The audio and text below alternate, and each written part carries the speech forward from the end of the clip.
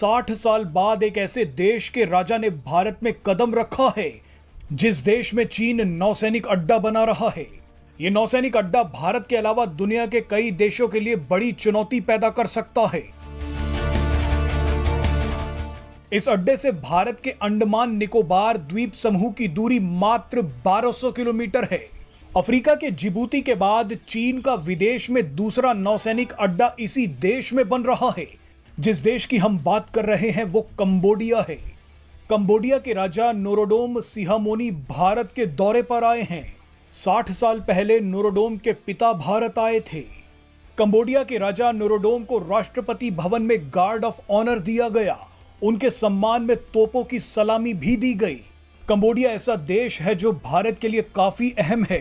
वैसे अब कुछ ऐसा हुआ है जिससे ये पता चलता है कि कंबोडिया के लिए भारत भी बेहद जरूरी है।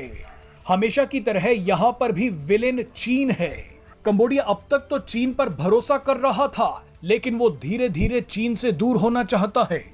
कंबोडिया चीन से ज्यादा दूर नहीं है। चीन के पड़ोस में रहना आसान काम नहीं है। चीन अपने आस पड़ोस में किसी भी देश को चैन से जीने नहीं देता। चीन ने तो कंबोडिया के भी सभी पड़ोसी देशों को परेशान कर रखा है, जिनमें थाईलैंड, मलेशिया, सिंगापुर और इंडोनेशिया शामिल हैं। इन सभी देशों ने तो चीन से बचने के लिए भारत से मदद मांगनी भी शुरू कर दी है। थाईलैंड, मलेशिया, सिंगापुर और इंडोनेशिया भारत से ब्रह्मोस मिसाइलें और तेजस लड़ाकू विमान खरीद रहे हैं। इसी को देखते हुए अब कंबोडिया भी समझ गया है कि चीन की चाल में फंसने से बर्बादी ही मिलेगी। इसी से घबराकर अब कंबोडिया के राजा भारत पहुंचे हैं। जो बात थाईलैंड, मलेशिया, सिंगापुर और इंडोनेशिया को पहले ही समझ आ गई थी, वो बात कंबोडिया को अब समझ में आ रही है। कंबोडिया को पता चल गया है कि अगर किसी पे भरोसा किया जा सकता है तो वो भारत है। वैसे कंबोडिया के राजा का भारत आना भारत के लिए ही एक बड़ा मौका है। चीन को घेरने के लिए भारत लगातार एक्ट ईस्ट पॉलिसी पर फोकस कर रहा है।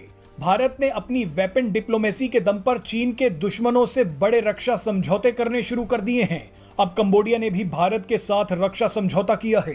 भारत ने चीन से परेशान उसके पड़ोसी देशों को मजबूत करना शुरू कर दिया है, क्योंकि चीन के पड़ोस में रहना है तो उसे जवाब देने की ताकत जरूरी है। इसी वेपन डिप्लोमेसी के चलते भारत ने थाईलैंड, मलेशिया, सिंगापुर और